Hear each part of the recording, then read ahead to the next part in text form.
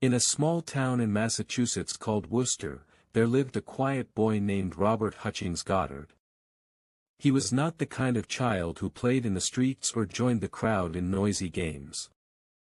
Instead, he liked silence. He liked to look up. And when he looked up, he didn't just see the sky. He saw a path, a mysterious road filled with stars, planets, and possibilities. Robert was born on October 5, 1882, into a family of simple means. His father, Nahum Goddard, had a job in machinery, and his mother, Fanny Hoyt Goddard, was a gentle soul who filled their home with love. The Goddard family lived near orchards, and young Robert often walked through the apple trees, notebook in hand, sketching ideas that even adults couldn't understand. From an early age, Robert wasn't like the others. While other boys played marbles, Robert was busy making kites that flew higher than anyone else's. He loved the idea of flying. But his real love wasn't just the air, it was space. At the age of 16, something happened that changed his life forever. One crisp autumn day, he climbed an old cherry tree in his backyard. As he sat among the branches, he imagined a device that could rise beyond the earth and reach the stars. That day, he wrote in his diary, "On this day, I made my resolve to do what I could. I decided that I would try to make some device which had even the possibility of going to Mars." It sounds like a dream too big for a farm boy. But for Robert, that cherry tree wasn't just a branch, it was the launch pad of his destiny. Robert's childhood was not filled with energy and health. In fact, he was often very ill. He had tuberculosis, a serious disease of the lungs, and it kept him in bed for months. But his body may have been weak, his mind was strong. Lying in bed, he read science fiction stories, especially by H.G. Wells. His favorite was The War of the Worlds, a story of aliens and technology. These books were more than stories for Robert, they were hope. They told him that anything could be possible. That dreams were not just for the healthy or wealthy. That even a sick boy in a small town could change the future. "It is difficult to say what is impossible," Robert later said, "for the dream of yesterday is the hope of today and the reality of tomorrow." He began to study science on his own. He asked questions no one else asked. He experimented with chemicals and built small engines. His father encouraged him and even gave him a telescope. Together, they looked at the stars, and Robert felt a strange pull, like the sky was calling him. When Robert grew older, he joined Worcester Polytechnic Institute, WPI. He didn't fit in completely. He was quiet, soft-spoken, and always lost in thought. But he had one quality that separated him from others: curiosity. He asked professors about propulsion, gases, pressure, and rockets. After finishing his studies at WPI, he went to Clark University to complete his Ph.D. There, in the university library, he read every book about motion, flight, and chemistry. He began writing down theories about how to leave Earth using fuel and pressure. These were not just dreams now, they were plans. One day, he wrote an essay called "A Method of Reaching Extreme Altitudes." It explained how a rocket could be used to go far above the Earth, maybe even to the Moon or Mars. His classmates laughed. His professors looked concerned. But Robert believed. "It is not a question of whether a man will reach the moon," he said. "It is only a question of when." In 1919, Robert published his paper.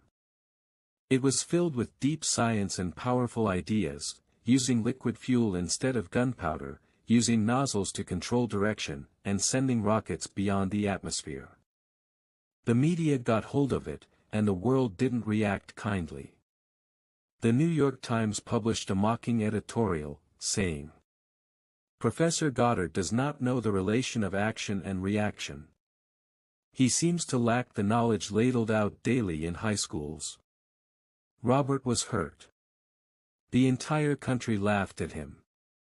People called him crazy, childish, and unrealistic. But instead of shouting back, he went silent. He turned away from the noise and got back to work. He had a small lab in the basement of Clark University. There, using wires, chemicals, tubes, and endless patience, he kept experimenting. When no one believed, he kept building. When no one watched, he kept dreaming. Robert was not alone in every way. There was someone who believed in him, Esther Christine Kisk, a music teacher. They met in the 1920s, and she brought something Robert had never felt fully: emotional support. They married in 1924, and Esther became more than a wife. She was his emotional rock. She supported his work, typed his notes, handled the media, and listened when no one else did. During these years, Robert began working on liquid-fueled rockets. It was a risky idea. Most people used solid fuels, but Robert believed liquid fuels gave better control and more power. He built several models, each better than the last. He faced failure after failure. Engines exploded. Tubes melted. Fuels leaked. But Robert never gave up. He used every mistake as a lesson. As he once said, "Just remember, when you think all is lost, the future is being written quietly in the corner." By now, Robert needed money to continue his work. His experiments were getting expensive. But no one wanted to invest in rockets. They thought rockets were toys. Then something wonderful happened. A famous American millionaire, Charles Lindbergh, who had flown across the Atlantic, heard about Robert. He visited Robert's lab, saw the machines, and believed. Lindbergh introduced Robert to the Guggenheim Foundation, which later gave him a grant. With this support, Robert moved his experiments to Roswell, New Mexico, where he had more space and privacy. There, in the quiet deserts, with Esther beside him, Robert began the most important phase of his life: building the rocket that would fly. In the early morning of March 16, 1926, in a snowy field near Auburn, Massachusetts, Robert placed his first full-size liquid-fueled rocket on a metal tower. It was a small rocket, only 10 feet tall. But it was the beginning of something massive. At exactly 2:30 p.m., the rocket roared to life.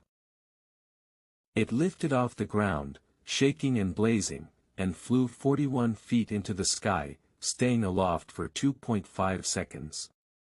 That might not seem like much today. But that day, history changed. Robert didn't cheer. He didn't cry. He just smiled. It looked almost magical as it rose, without any appreciable motion, and then curving over and falling. It was as if I had seen the impossible happen. This moment marked the first successful launch of a liquid-fueled rocket in human history. It wasn't loud, and it wasn't grand. But it was the first step toward the moon. Roswell, New Mexico. A place where the wind whispered across endless sands.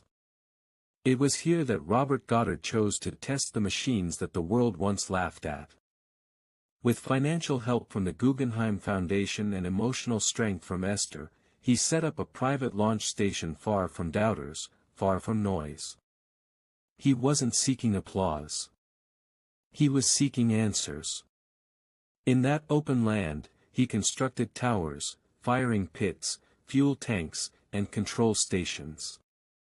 Day after day, he fine-tuned designs. At night, he scribbled calculations under oil lamps. His rockets became taller, faster, more efficient. Each test revealed new truths, and new problems.